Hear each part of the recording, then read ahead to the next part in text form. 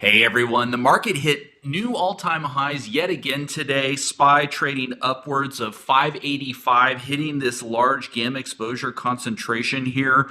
Our dealer cluster zone, which we've been watching since last week, has moved up as we were discussing in our videos in the middle of last week. Previously, this dealer cluster zone was sitting right in here at this 577 level. And this is one of the reasons why you want real-time gamma exposure data, is because as the gamma exposure concentrations move higher up the options chain, that forces these dealer clusters, which we like to call where dealers are concentrated in particular strikes in the options chain. And so that forces these dealer cluster levels higher. And so the market has really just been in this bullish trend for the past week and a half now, and gamma exposure has been leading us every step of the way. Another thing we like to focus on is option volume, highlighted by these blue bars. So what I'll be looking for this week is to see if volume kicks in here between this 585 and 590 zone. And basically, if volume comes in here at this point and we see gamma exposure growing here at the 590 strike, that could allow us to see further continuation higher up into this zone. One thing you need to remember is the October options expiration, the monthly expiration is this Friday. So that's going to be a big potential turning point, or at least reshuffling in the options market. Those have historically tend to be bullish environments, and so we'll see if that holds true this week. Again, I want to see if volume continues coming in. There's a lot happening in the world, of course. Sean, I know you've been watching several things, including volatility, as well as different areas of the market. Why don't you talk a little bit about what you're seeing, especially for this week? Yeah, thanks, Anthony. Gamma gave us a pretty good preview of the S&P, reaching that 5850 area. And it looks like today, Gamma moved up to 5900. I wanted to look at volatility. We have the 2-hour Keltner channel, which has been a pretty good guide for where the VIX is going, basically signaling that we might go a little bit lower to the 1930 area. And from that point, it doesn't mean that the market automatically drops. It just means that we could see volatility start to turn back around and head back up. Sometimes the VIX climbs with the markets. We may look for a reversal at that 1930 area.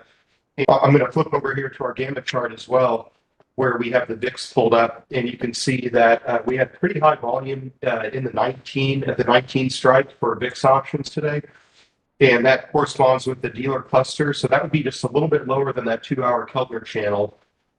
So I'll be definitely watching the 19 area on the VIX for possible turn back up in volatility and maybe more hedging by market participants as well. Yeah, another area of the market that I've really been paying attention to the last couple of weeks is the semiconductor space, in particular SMH, the semiconductor ETF, just to get a big picture, bird's eye view of how semiconductors overall are doing. This particular period over the last couple of weeks saw SMH bottom just below the 240 strike. The gamma exposure data has been strongly positive since that point. We've been watching. If you go back to our previous videos over the last couple of weeks, we've mentioned this several times.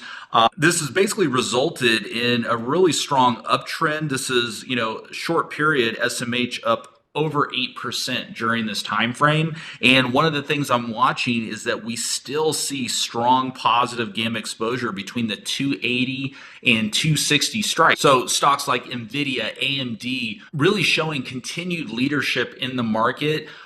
Even though it does seem like the market is pretty overbought, according to Semiconductors, there could still be further room to run. Yeah, it's quite interesting, Anthony, about SMH, especially when other aspects of the market seem so overbought. So it's pretty thought-provoking that we might see more upside.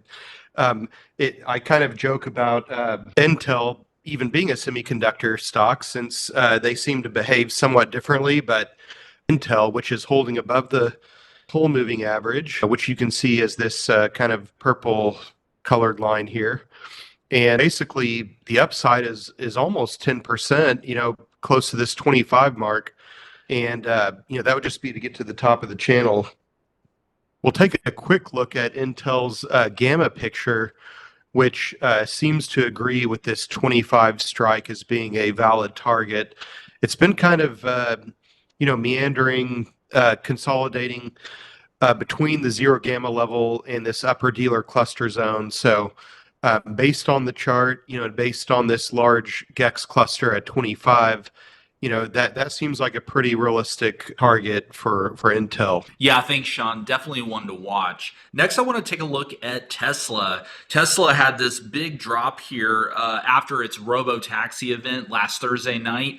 Nearly an 8% drop, now trading around the 220 zone, finding some support here in this level. You can see it's kind of a tight range as far as the gamma exposure picture goes, most of it being concentrated here at the 225 strike. A lot of investors were really disappointed with that robo-taxi event. Not a lot of details forthcoming.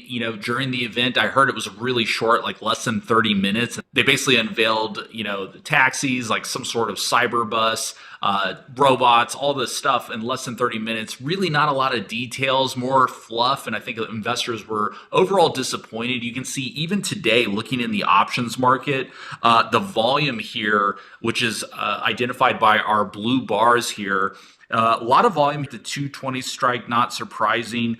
200,000 contracts traded, but a lot of volume traded all the way down to the 200 level. So still a lot of bearishness out there, especially after this event. But overall, our gamma exposure structure, which is identified here in these purple bars, could be indicating that we are really finding a base here. The zero gamma level for the current structure is right here at 220, which is where Tesla is trading right now. We've got the largest concentration here, as I mentioned before, at the 225 strike. So this could be potentially a place that is a lower risk, higher reward opportunity, setting stops below previous lows and aiming for a move up through this 225 level. There's this big gap here left over from last Thursday's event as well. Something to watch for. We're not playing this specifically, but I do think that the charts and the data are really interesting right here, and we're going to be monitoring this closely this week. Yeah, one other thing I thought I'd add to your great discussion on Tesla, Anthony, is that you can basically draw a line from this April low, creates a pretty good trend line, better than my drawing ability. But there's a trend line you can draw from that April low all the way up to where we are now. And also price has been respecting the Keltner channels, but strongly bounced off this bottom channel here. And so, I'd love to see a gap fill, you mentioned those gaps as well. So I wanted to briefly talk about Google. The chart's in a pretty sharp uptrend as far as the Keltner channels. And we've got a perfect inverse head and shoulders. We've got Keltner channels pointing higher with 172.25 as the upper limit. The chart looks, bullish to me. I don't know when earnings are, but if we go over and we look at the gamma picture, we do have this big gamma cluster at 170, some volume at 180, but I don't know if I would want to count on that necessarily. But this looks like to me a pretty solid opportunity with potential to at least make it up to 170 to maybe 175. If you guys are interested in accessing the tools and analytics on our dashboard, head on over to geeksoffinance.com. Members also get access to our community Discord. There's also free access as well. I'll put a link down in the description below. Thanks so much, everybody, for watching, and we'll see you guys in the next video.